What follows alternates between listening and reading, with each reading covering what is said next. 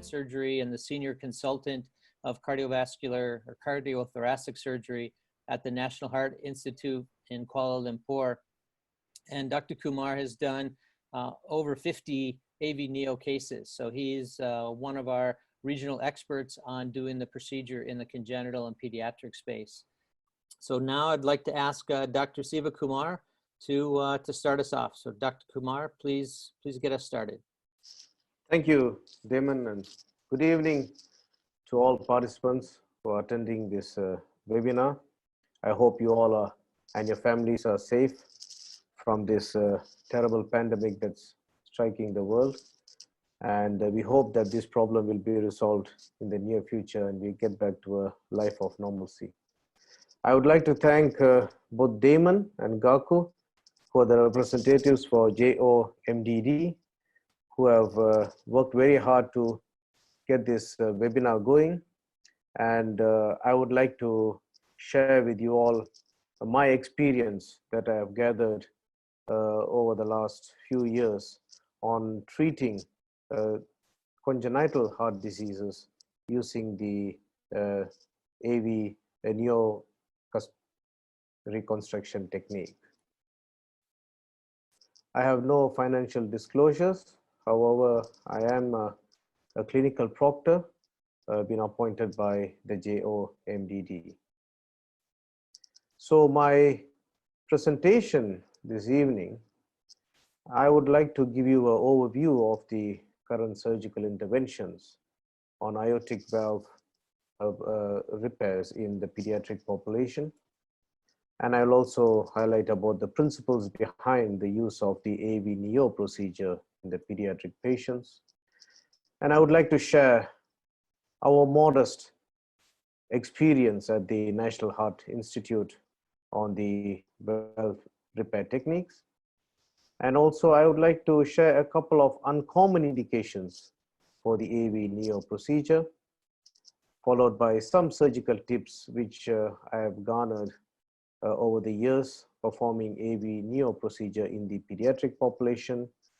And I will end up by giving a treatment algorithm which we have adopted in intervening for aortic valve disease in the pediatric patients. Well, in the pediatric patients, the aortic valve disease can either be intervened by a valve repair procedure or valve replacement. The valve repair procedure, depending on the complexity of the lesion, can be either a simple procedure such as a commissurotomy or a valvotomy procedure. There are more complex procedures such as cusp extension, leaflet extension, and cusp thinning procedures that have been described. And the common valve replacement procedures that have been described and which have stood the test of time are the Ross procedure and the valve replacement using a mechanical valve or a bioprosthetic valve. Homograph valve replacement is slowly losing its significance, and there are only very few centers that still perform this. Now, if you look at the valve repair procedures described, such as the cusp extension by Professor Kalangos and the leaflet extension by Carlos Duran, you can see that the long-term freedom from reoperation comes to about over 80%. But these cusp extension procedures have been performed on trileaflet lesions and not the unicuspid or the bicuspid valve lesions. And the Ross procedure, as I mentioned, has stood the test of time over the last 50 years.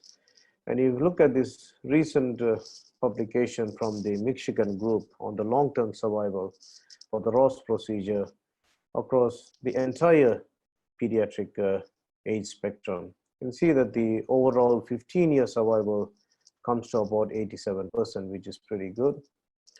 But if you look at the freedom from reintervention, which is on the left ventricular outflow tract side, at 15 years go down to 59%, and the adolescent population seem to be having a high incidence of reoperation. Similarly, looking at the freedom from reconstruction at the RVOT reoperation, at 15 years goes down to 53%, and a higher chance of reoperation in those infants and children, as we all know that they have smaller conduits at the time of surgery.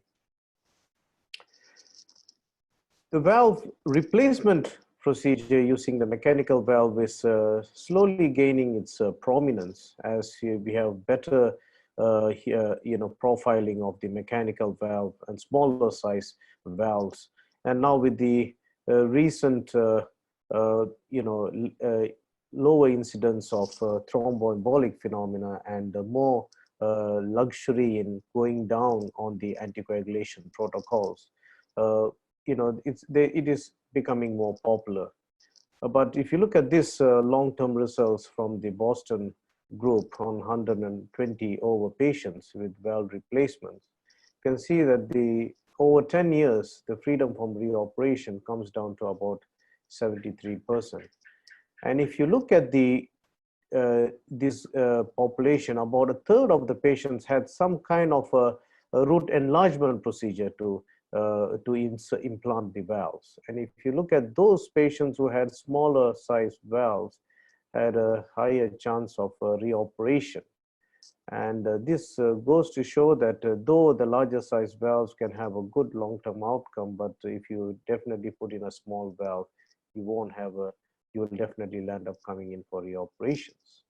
So having taken all this into consideration of different kind of repair techniques and replacement techniques and the varying results that we have and the limitations on the kind of pathology that we can intervene, the AVNeo procedure seems to be a good option, and I believe that this will be an important procedure to be included in the armamentarium of surgeries that we perform on the various aortic valve interventions.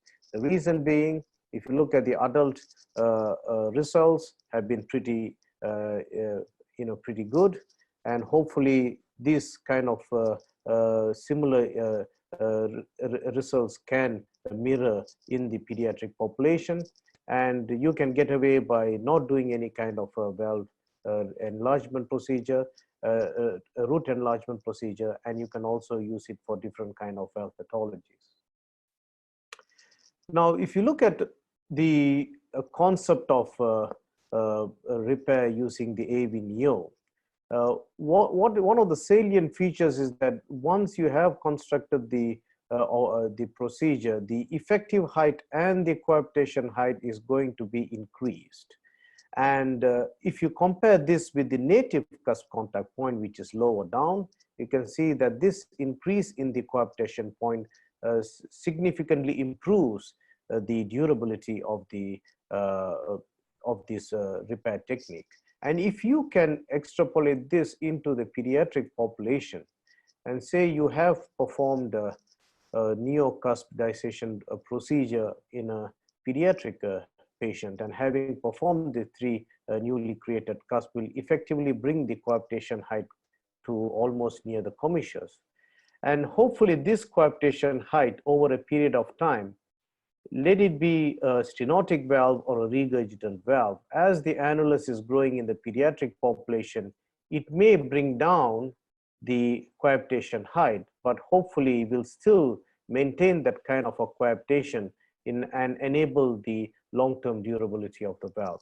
If this concept is being put into act, hopefully this would be a good option in all kind of pediatric repairs in the future. So the purpose in our institute to start the AVNeo program was that we found that it is definitely a better alternative than placing a prosthetic valve in a growing child. And it definitely avoids using any kind of a root enlargement technique, which you might be compelled to do if you put in a prosthetic valve. And you can also perform this procedure in smaller children. And if you don't have an autologous pericardium, you have good substitutes available at the moment. But of course, we need to see how the long-term outcomes are using these substitute materials. And it's definitely a reproducible operation. And all you need is to go through a good proctorship program. And once you get the knack of it, it is definitely reproducible. All you need to do is be very disciplined performing this operation. And though we are not sure what the long-term outcomes are going to be at the moment, but what I can say is that it is definitely an ideal substitute, even though if you're not looking at a long-term solution, but definitely as an interim procedure, so that a child can go through the growth spurt and reach the adulthood when you have various other options that you can consider for the intervention. Our current indications for the AVNeo repair in the pediatric population, mostly for the congenital lesions, predominantly congenital aortic valve disease. We can also extend this indication to aortic valve disease as a sequelae of other congenital lesions. In our part of the world, it's mainly delayed presentation of patients with ventricular septal defect. Though very uncommon in the developed world, it is still pretty common in our part of the in our region, and also those patients with the various chronotruncal anomalies who have been operated in the past. They are going to come back with some kind of a valve defect that needs to be corrected, and for which AVNeo repair would be a good option. Acquired lesions are getting more important because we have a sizable group of patients in the rheumatic population, which I believe the AVNeo cuspidization technique would be a good option. And I would like to now share with you our modest experience at the National Heart Institute, where we started the program in 2016, where we had the pleasure of having Professor Ozaki himself visit our unit. And then we had a couple of dry lab sessions, followed by him proctoring us through a few cases. And with that, over the last 4 years, we have done over about 42 cases. And I would still say that in the initial period, we did have 2 failures, but we have not included them in the study because those failures occurred immediately after the surgery. So we just moved ahead and implanted the mechanical valve. So we have done the lowest weight of about 12 kilograms, and the youngest patient we operated was at 4 years of age. And if you look at the characteristic, predominantly tricuspid valve morphology, but we had about a third of the patients who had a bicuspid valve morphology. And we have also operated on a patient with a unicuspid and a quadricuspid valve. So this shows that you can, do this procedure on any kind of a valve anatomy.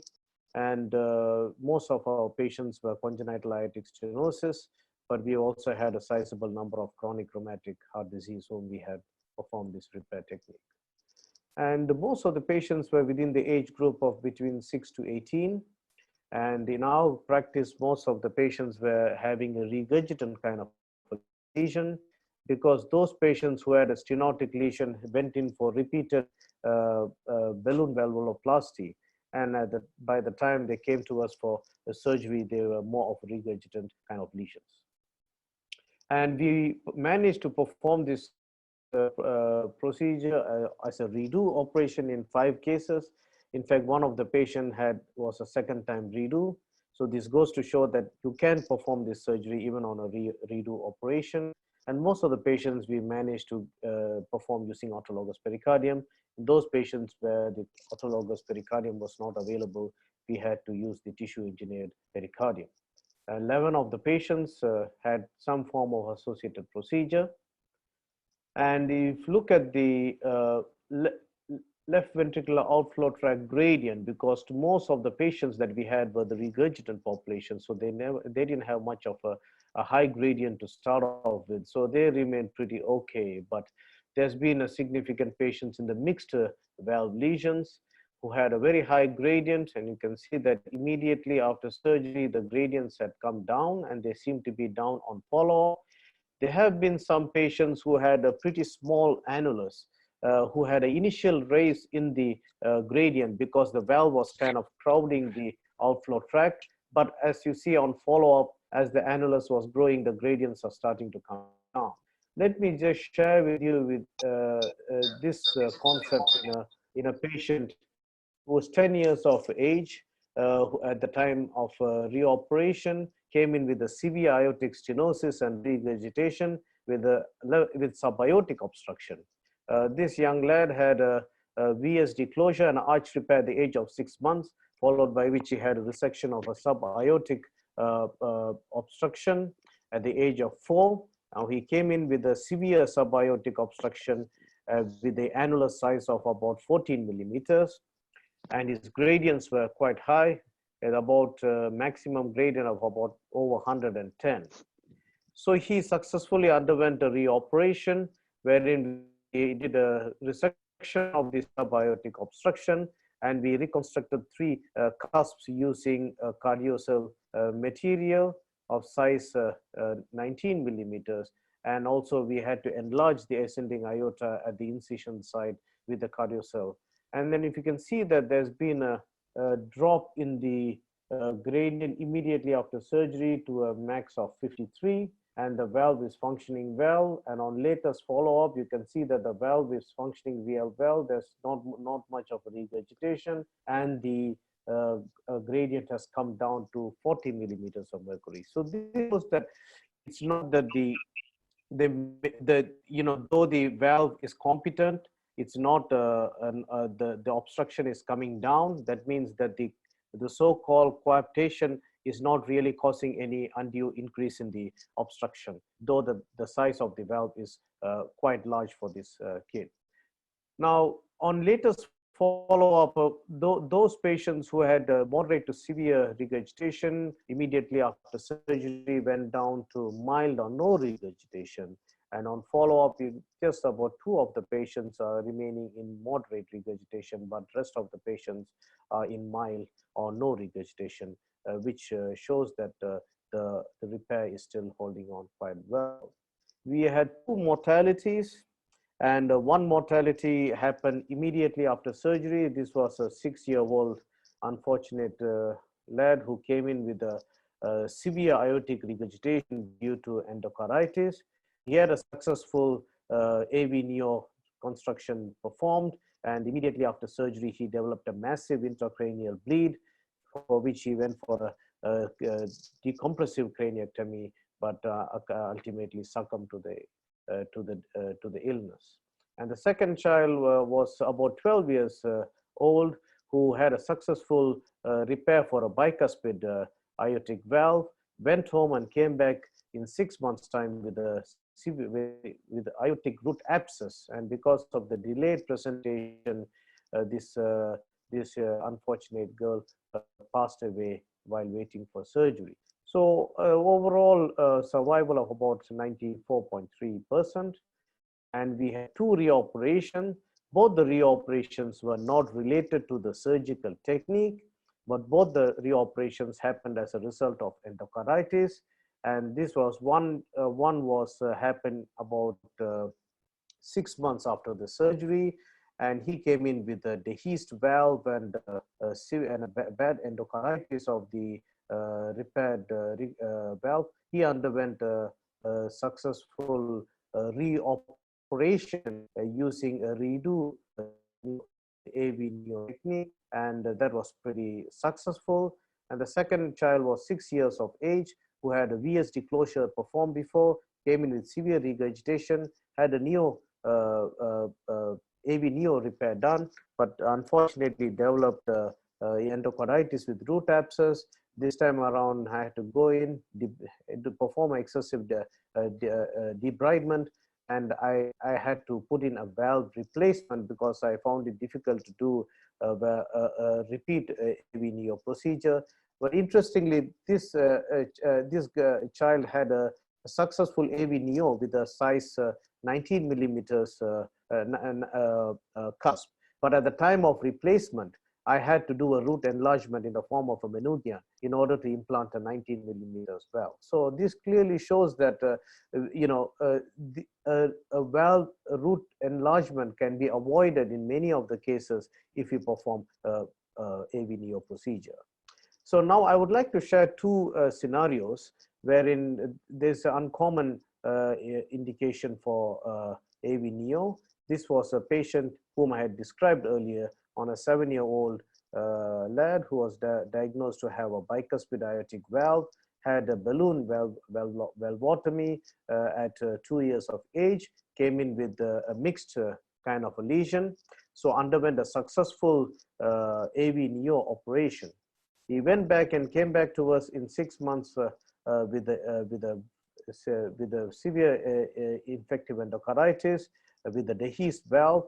You can see the echo images here. The valve is partially dehisced and it's really thickened. And the patient was quite septic at the time when he came to us, but we treated him with antibiotics and made him a bit better, and we proceeded for surgery.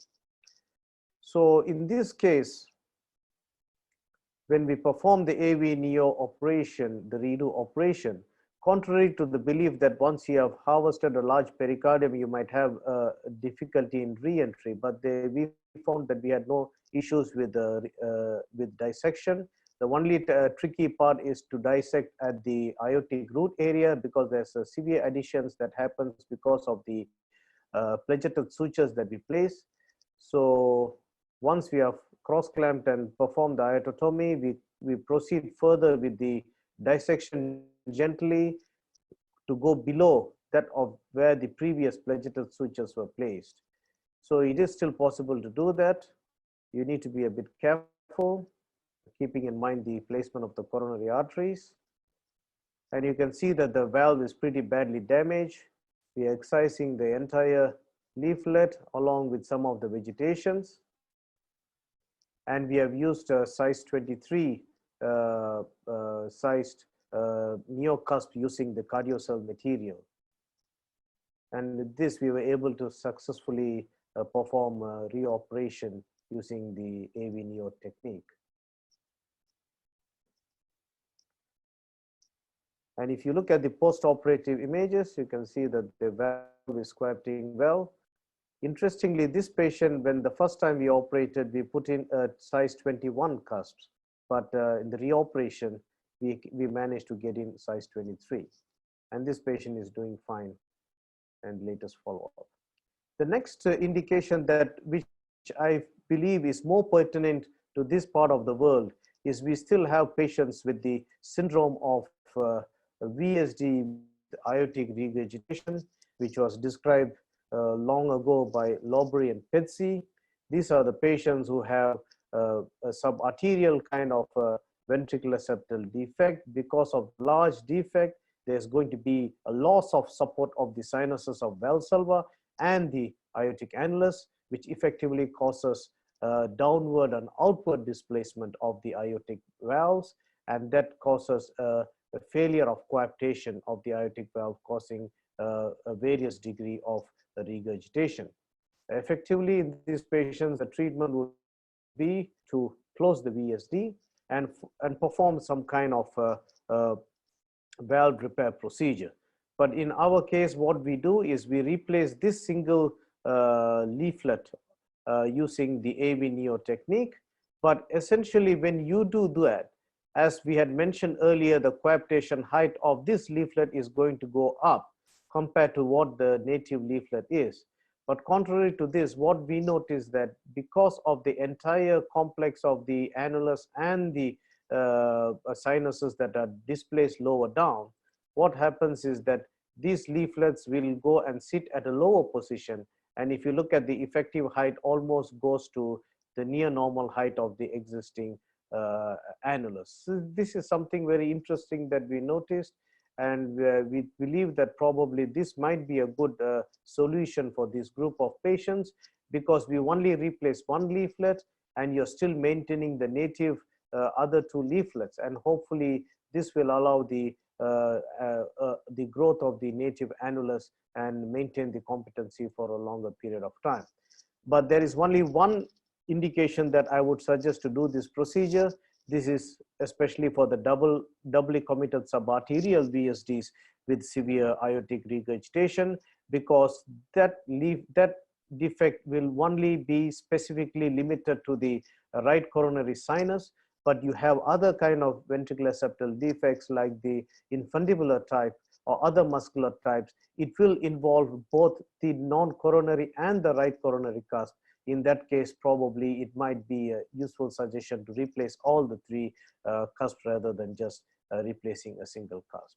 So this is how the images look on a patient on whom we performed a single leaflet AVNeo, and all the cases it's only been the right coronary cusp that we replaced. This is a 8-year-old girl who came in with a subarterial VSD and a moderate aortic regurgitation. You can see that the eccentric jet over here and the VSD, and the VSD is looking restrictive because the entire right coronary cusp is almost occluding that VSD.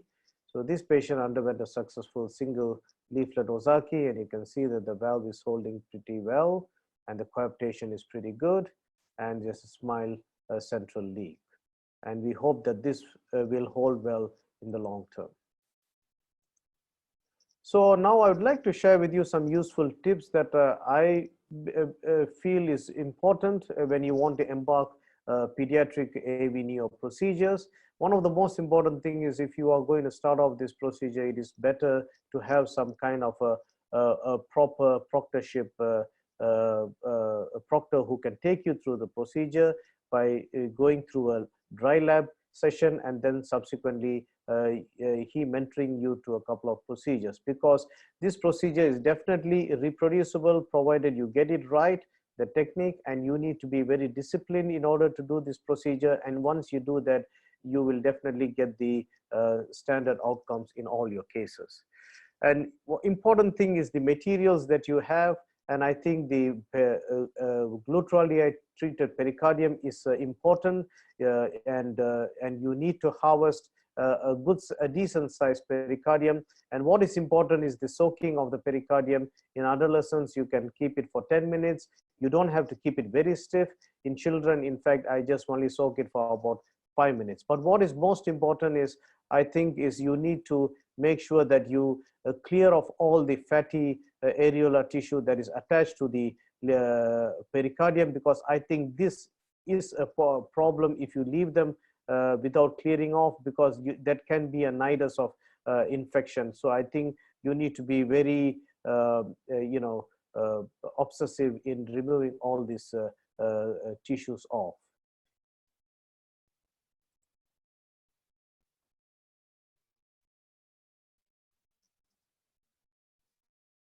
If you don't have a substitute for autologous pericardium, a bovine pericardium, I wouldn't recommend that as a good substitute. I think a decellularized bovine pericardium may be a good option. We routinely use the decellularized bovine pericardium, which is the CardioCell. You need 2 patches of 5 times 8 centimeters patches. And the previously used CardioCell was 0.5 mm, which is slightly thick. But now you have a new CardioCell Neo, which is a thinner version, which is 0.3 millimeters. And I have used this in one patient, and I think this is a very good option. And of course, photofix pericardium is another option, but I do not have experience using the photofix pericardium. The aortotomy placement is pretty important because your leaflet is going to be coapting at a higher point. The standard recommendation from Professor Ozaki is 15 millimeters above the right coronary artery, and I seem to just stick to that. Even if the patient is small, it has worked out well for me. And the incision, you can perform either a transverse aortotomy if your aorta is pretty big. If your aorta is small in a smaller patient, then you can probably do an oblique aortotomy, because once you have done that, you can always augment that aortotomy by closing them with a patch material. The total transection of the ascending aorta I have not done. Probably that might be an option if you're doing some kind of a valve sparing root replacement procedure. And with regard to the suture materials, I have used, even for the smallest patient, I have still used the 4-O-proline, which has been referred by Professor Ozaki. You can, in smaller children, use a proline 5-O on an RB2 needle, but I wouldn't recommend using anything smaller than that. But important thing is, for if you are performing repair on a bicuspid or unicuspid valve, you need to reinforce using the neo commissures, using the pledgeted sutures, because that will give additional strength to the neo commissures. While you place a felt outside to anchor your annular or commissural sutures, I think it's good to sandwich this felt between a pericardial pledget, because this helps in better hemostasis in the postoperative period. While sizing, I think for a tricuspid valve reconstruction, you may encounter a variable size of cusp, so that is quite acceptable if you go one size lower or above. But in bicuspid and unicuspid valve, you need to make sure that you get equal size cusp. That's very important. If you're not getting equal size cusp, then you probably have to move your commissural position in order to achieve equal size cusp. And in smaller children, what I would recommend is not to oversize. That means if you have two sizes, you always tend to use a larger size. But in smaller kids, I would tend not to do that, because you can encounter some kind of a coronary compression that can happen.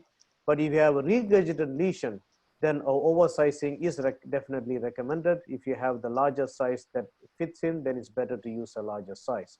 In case you have oversized in smaller kids, then it's probably better to shorten the height of the cusp. Let me share with you one case that we had in a 7-year-old with a bicuspid valve, and we done a PTV at 2 years of age, and we performed the AVNeo reconstruction at 17 millimeters. But immediately post-op, because of the overcrowding of the leaflets, there was a compression of the left coronary artery. And then what we had to do was we went back in and reduced the height of the leaflet. And after having reduced the height of the leaflet, the coronary compression was alleviated, and it still maintains a good coaptation, though the leaflet height has been reduced and the ventricular function has definitely improved. So this is something that you need to keep in mind. So one of the major issues that we noticed was infective endocarditis. And we had 3 patients in our experience who had developed infective endocarditis. So one of the ways I thought we probably should negate this is by we have gone away with the reusable sets, and we are now using the disposable sets. And since we used the disposable set, we have not encountered any case of endocarditis. And as I mentioned earlier, you need to remove the fatty tissues from the pericardium pretty diligently, so that they will not have a nidus for infection. And one of the things that we have done now is to use the anticoagulation therapy using the aspirin, as recommended by Professor Ozaki, was for 3 months, but we have extended that for 6 months, because one of the reasons why what happens in any kind of a reconstruction is there's some kind of a sterile biofilm which can form. This biofilm can be a nidus for infection, especially a Staph aureus kind of an infection. So this biofilm formation does take place throughout the period until the complete endothelialization takes place, and that usually takes place. That usually happens for about 6 months. So we have now increased the duration of the aspirin therapy. We keep them at 5 milligrams per kilogram for a period of 6 months. So in a nutshell, our current algorithm that we have adopted now, after having being very comfortable with the AVNeo procedure, is that if the patient comes to you with a congenital lesion, they may come to you at the period of a neonate or a child or older children. If they come to you in the neonatal period, what we ask our cardiologists to do repeated balloon valvotomies until the point in time the patient needs to come for surgery. We prefer balloon valvotomy rather than surgical, so that if the patient comes back for surgery, then we'll have a good autologous pericardium to perform the AVNeo, or some of the surgeons who are not comfortable with AVNeo would still do the Ross operation. In a child less than 12 years, if they come to you with a stenosis or a mixed lesion, then we'll definitely do a AVNeo. But if they come in with severe aortic regurgitation with a large size valve, we still are not sure how the AVNeo will perform in this group of patients. So we might use other kind of techniques, or we'll do a mechanical AVR if you're able to fit in a large size valve. But however, there are some indications where anticoagulation is not possible. In that case, we'll still do the AVNeo. In older children, if they have a aortic stenosis or a mixed lesion, we'll still do the AVNeo procedure. But in large annulus